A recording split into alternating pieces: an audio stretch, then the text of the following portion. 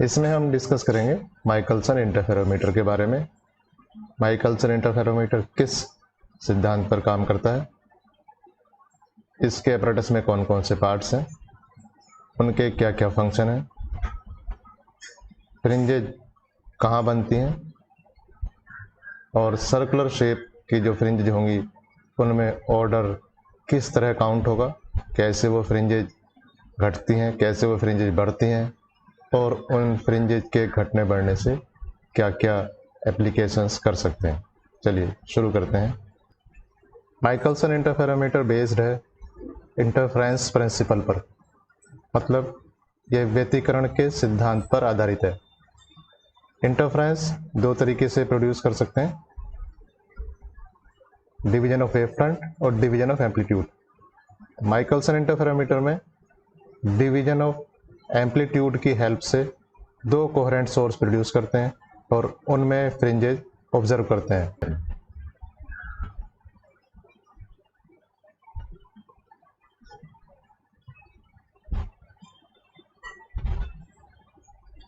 Amplitude division of interference phenomena.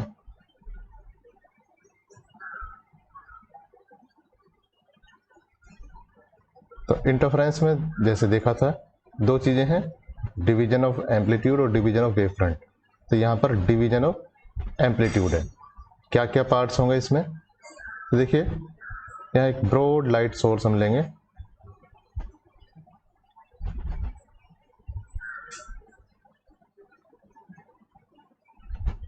ये आप कह सकते हैं कि क्या है, ये एक ब्रॉड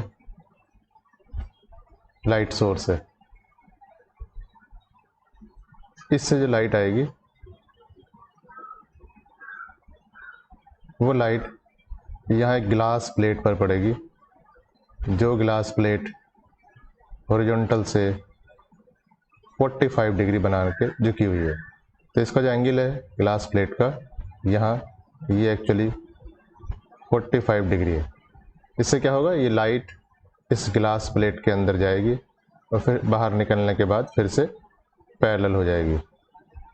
इसकी खासियत ये है कि इस ग्लास प्लेट की जो पीछे वाली सरफेस है वो हाफ सिल्वर्ड है। हाफ सिल्वर्ड कहने का मेरा मतलब क्या है, हाफ सिल्वर्ड से मतलब है कि उसमें पॉलिश हल्का किया हुआ है। उसका क्या है, उस पॉलिश के होने की वजह से इसकी आधी जो वेव है वो पास हो जाएगी, आधा एम्पलीट्यूड, और आधा एम्पलीट्यूड इससे रिफ्लेक्ट हो जाएगा, तो ये ऊपर चला जाएगा। तो आप कह सकते हैं यहाँ पर एम्पलीट्यूड का डिवीजन हो गया है, आधा एम्पलीट्यूड राइट साइड में चला गया है और आधा एम्पलीट्यूड ऊपर की तरफ चला गया है। जो एम्पलीट्यूड राइट साइड में गया था वहाँ एक और ग्लास प्लेट रखेंगे जिसका फंक्शन अभी हम बाद में बताएंगे। एक और ग्लास प्लेट रखेंगे, वहाँ से निकलने के बाद वो एक प्लेन मिरर पर टकराएगी। इधर ऊपर जाने वाली जो वेव है ये भी यहाँ जाने के बाद एक दूसरे प्लेन मिरर से टकराएगी। ये दोनों वेव यहाँ टकराने के बाद वापस आएंगी, ये वेव यहाँ पर वापस आएगी और वापस आने के बाद ये जो वेव है राइट वाली, ये टकराने के बाद नीचे आ जाएगी और ये ऊपर वाली वेव है ट्रांसमिट होने के बाद नीचे आ जाएगी। तो यहाँ दोनों वेव फिर से मिलेंगी और यहाँ पर इन दोनों वेव में इंटरफ्रेंस होगा। तो इस पॉइंट को कह सकते हैं ए, जो पॉइंट ए है यहाँ पर फिर से इंटरफ्रेंस होगा इन दोनों वेव में, और यहाँ पर हम उस इंटरफ्रेंस में बनने वाली फ्रिंजेज को हम एक टेलीस्कोप की हेल्प से इन्हें देख सकते हैं। इसे हम कह सकते हैं ये क्या है, ये एक टेलीस्कोप है। तो यहाँ ये जो मिरर है इसका नाम हम देते हैं M2। तो एक मिरर है ये M2, ये फिक्स्ड है, तो ये मिरर हमारा फिक्स्ड है। इस मिरर का नाम हम देते हैं M1। ये मिरर एक्चुअली मूवेबल है, तो इस मिरर को ये कह सकते हैं ये मिरर आगे पीछे ये खिसक सकता है, इसका नाम दिया M1। यहाँ ये जो दोनों मिरर हैं M1 और M2, इनकी खास बात है, जैसे हमारा नॉर्मल घर में रहने वाला मिरर होता है, तो कभी आपने देखा होगा कि आगे तो वो शीशा दिखाई देता है लेकिन पीछे उस पर एक पॉलिश होता है। तो मिरर में अक्सर पीछे की तरफ एक पॉलिश होता है, लेकिन ये जो मिरर हैं M1 और M2 इनकी फ्रंट सरफेस पर पॉलिश है। तो ये फ्रंट सरफेस पर पॉलिश किए हुए दो मिरर हैं M1 और M2। इससे क्या होगा कि जो लाइट है वो ग्लास के अंदर पास नहीं होगी, बाहर से ही रिफ्लेक्ट हो जाएगी। तो ऑप्टिकल पाथ की जो समस्या आ सकती है वहाँ ऐसी कोई प्रॉब्लम आने वाली नहीं है। तो यहाँ ये मिरर है M1, ये मिरर M2, दोनों फ्रंट सरफेस पर पॉलिश किए हुए हैं और दोनों मिरर एक दूसरे के परपेंडिकुलर रखे हुए हैं।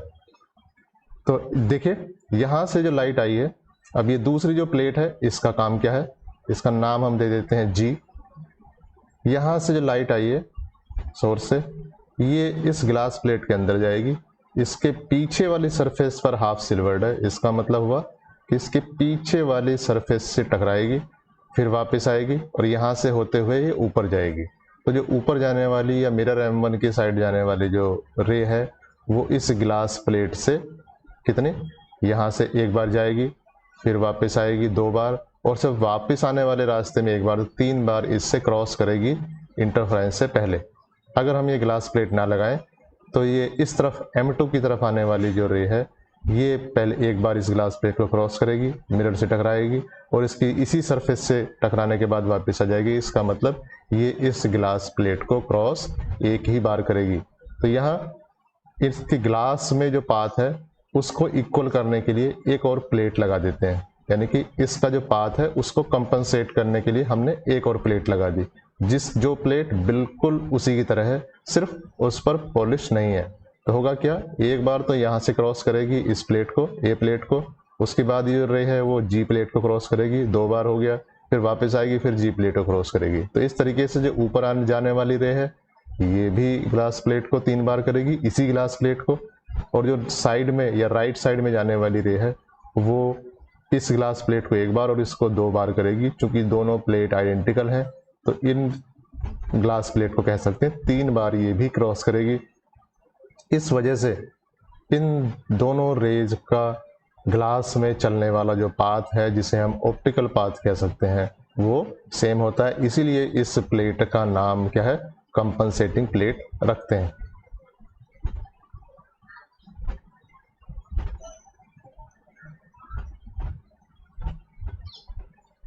ये मिरर है M1, ये M1 है और ये M2 है। अब देखिए यहाँ से जो रे है ऊपर से टकराने के बाद इधर आई है और यहाँ से रे टकराने के बाद इधर आई है, ठीक है। ये हाफ सिल्वर्ड है, तो ये जो इधर से टकराने के बाद आई है, यहाँ दो रे, एक ऊपर से आने वाली है, एक इधर से टकरा के आने वाली है।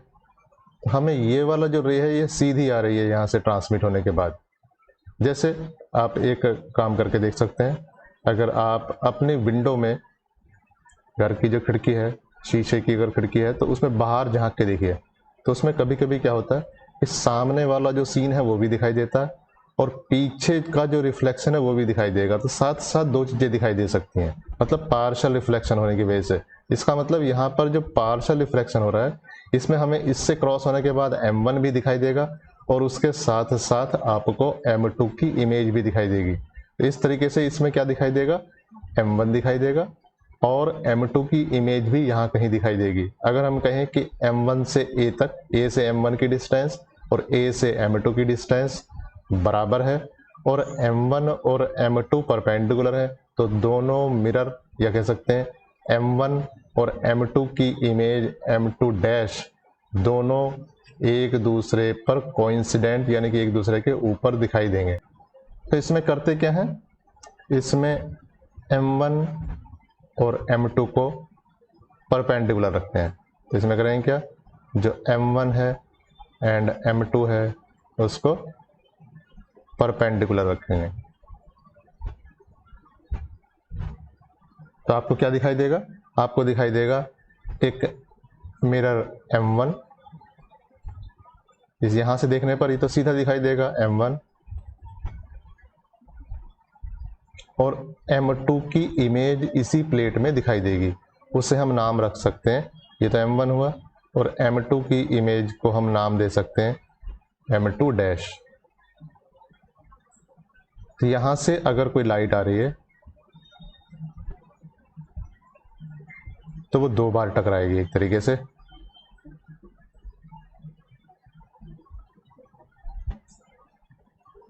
तो जैसा पहले डिस्कस हुआ था कि थिन फिल्म, जो थिन फिल्म 2 प्लेट्स या 2 उसके बीच में बनेगी, वो थिन फिल्म एयर की भी हो सकती है, वो थिन फिल्म लिक्विड की भी हो सकती है, वो थिन फिल्म वर्चुअल भी हो सकती है। तो यहाँ 2 किसी मिरर या प्लेट या किसी चीज़ के बीच में फिल्म नहीं बन रही है, एक मिरर है और एक दूसरे मिरर की इमेज है, उन दोनों के बीच में एक हम वर्चुअल थिन फिल्म बनी हुई मान सकते हैं। तो यहाँ क्या है, ये जो इंसिडेंट रे है, जो सोर्स जो यहाँ से आ रही है, एक रिफ्लेक्ट होगी 1 और 2, और यहाँ अगर इनसे नॉर्मल कह दें तो ये एंगल है थीटा। तो अगर इस M1 मिरर M1 और मिरर M2 डैश जो कि M2 का इमेज है, उन दोनों के बीच में एक फिल्म बन रही है, जिस फिल्म की मोटाई हम कह सकते हैं कितनी है, T है। इस मोटाई को हम M1 को आगे पीछे खिसका के बढ़ा घटा सकते हैं, क्योंकि M2 हमारा फिक्स है। तो M2 चूंकि फिक्स है तो M2 को चेंज नहीं करेंगे, इसका मतलब M2 डैश वहीं फिक्स होगा, M1 को आगे पीछे घटा के ये चेंज कर सकते हैं। तो इसमें पाथ डिफरेंस होगा, वो हम पहले ही निकाल चुके हैं। तो पाथ डिफरेंस होगा 2 म्यू टी कॉस आर। ठीक है, यहाँ जो दिया हुआ है आर, तो एक्चुअली यहाँ थीटा दिया हुआ है, और म्यू एक्चुअली कितना है, 1 है, बिकॉज जो फिल्म बन रही है वर्चुअल वो एयर फिल्म है। तो हम इसे कह सकते हैं कितना, हम इसे कह सकते हैं 2t cos थीटा। तो ये path difference 2t cos theta. Constructive interference अगर हम कहें तो ये कंस्ट्रक्टिव इंटरफेरेंस के लिए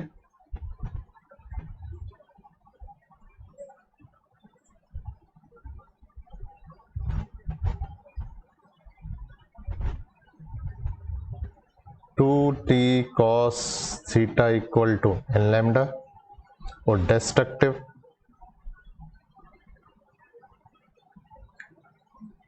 इंटरफेरेंस के लिए 2t cos theta equal to n plus half lambda या 2n+1 लैम्डा बाई 2। अब देखिए यहाँ पर 3 चीज़ें हुई, t, थीटा और n। अगर हमने कहा कि हमारा सोर्स मोनोक्रोमेटिक है, तो मोनोक्रोमेटिक सोर्स के लिए लैम्डा की वैल्यू क्या हुई, फिक्स्ड हो गई। अगर हम कहें इसका मतलब for a fixed value of T,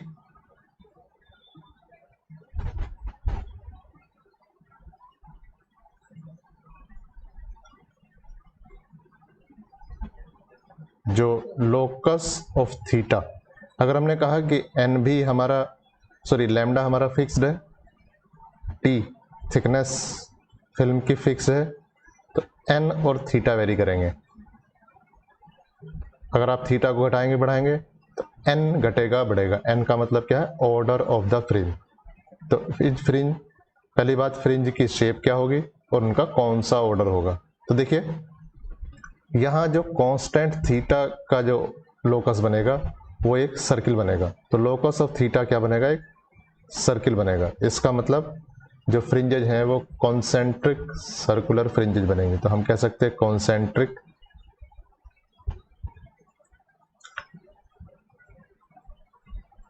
circular fringes बनेंगे। तो फ्रिंजेज कैसे बनेंगे, सर्कुलर फ्रिंजेज बनेंगे, डिफरेंट ऑर्डर की होंगी वो।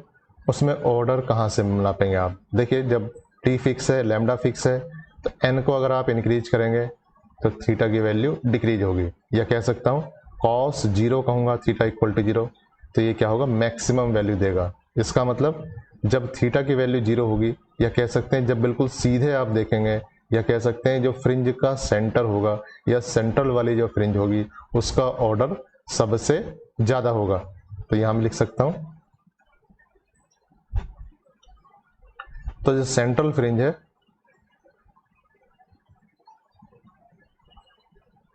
उसका हाईएस्ट ऑर्डर होगा।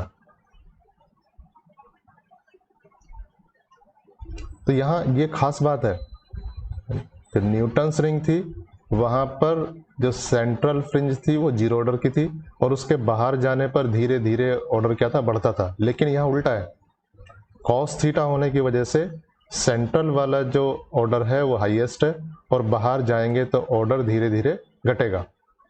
ठीक है। दूसरा देखिए, यहाँ जो फ्रिंज है वो इन दोनों के बीच में है, तो इसे कह सकते हैं लोकलाइज्ड फ्रिंजेज हैं।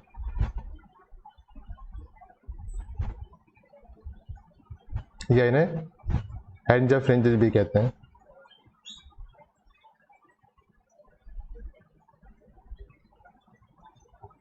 फ्रिंजेज लोकलाइज्ड हैं और सर्कुलर फ्रिंजेज में जो सबसे अंदर वाली फ्रिंज है उसका ऑर्डर सबसे ज़्यादा है। अगर इस तरीके से हम कह सकते हैं कि फ्रिंजेज सर्कुलर हैं तो ये हाईएस्ट ऑर्डर होगा।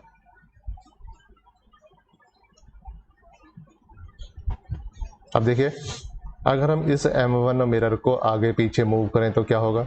अगर हम कहें कि हमने थीटा को 0 कर दिया है, सेंट्रल फ्रिंज की बात करें, तो हमने टी को अगर चेंज करें तो टी को बढ़ाने से क्या होगा, ये n की वैल्यू बढ़ेगी और टी को घटाने से क्या होगा, n की वैल्यू घटेगी। इसका मतलब टी अगर इंक्रीज करेंगे तो n इंक्रीज होगा और टी डिक्रीज करेंगे तो n डिक्रीज होगा। इसका मतलब क्या है, n मतलब order of the fringe at the centre. अगर मान लीजिए पहले सेंटर पर 10 नंबर की फ्रिंज बन रही थी, इसका मतलब 10, 9, 8, 7 बाहर को चलेंगे तो ऐसे ये ऑर्डर घटता चला जाएगा, 10, 9, 8, 7, 6। अगर आपने टी को इंक्रीज कर दिया तो वहां पर सपोज 12 n = 12 नंबर की फ्रिंज बनेगी। इसका मतलब अब काउंटिंग स्टार्ट होगी 12 से 12, 11, 10, 9, 8, 7, 6, 5। तो पहले जो टोटल 10 फ्रिंज बन रही थी अब वो 12 फ्रिंज बनेंगी। तो इस पूरे प्रोसेस में इसका मतलब सेंट्रल पर 2 फ्रिंजेज इवॉल्व हो गई हैं और 2 फ्रिंज जनरेट हो गई हैं। इसका मतलब हम कह सकते हैं कि जैसे हम टी को इंक्रीज करेंगे n इंक्रीज होगा तो फ्रिंजेज कह सकते हैं सेंटर पर अपीयर होंगी। अपीयर होने का मतलब वहां से फ्रिंजेज निकलती दिखाई देंगे, ऐसा महसूस होगा जैसे फ्रिंजेज निकलती दिखाई देंगे। अगर हम टी को डिक्रीज करेंगे तो इसका मतलब ऑर्डर फ्रिंज का कम होगा। मान लीजिए फ्रिंज को आपने टी को डिक्रीज किया और n की जो सुटेबल वैल्यू है वहां पर आ जाती है 5। इसका मतलब 5 से स्टार्ट होगा, 5, 4, 3, 2, 1 और आप डिक्रीज करेंगे तो वहां 4 आ जाएगा और डिक्रीज करेंगे 3 आएगा, फिर 2 आएगा, 1 आएगा। फिर जब आप टी को 0 कर देंगे तो वहां पर फ्रिंज का नंबर ही गायब हो जाएगा। तो आप कह सकते हैं यूनिफॉर्म इल्यूमिनेशन हो जाएगा। तो आप कह सकते हैं यहाँ फ्रिंजेज क्या है, ये डिसअपियर होंगे जब हम टी को डिक्रीज करेंगे। और जब t = 0 होगा तो हम कह सकते हैं ये क्या होगा, यूनिफॉर्म इल्यूमिनेशन हो जाएगा।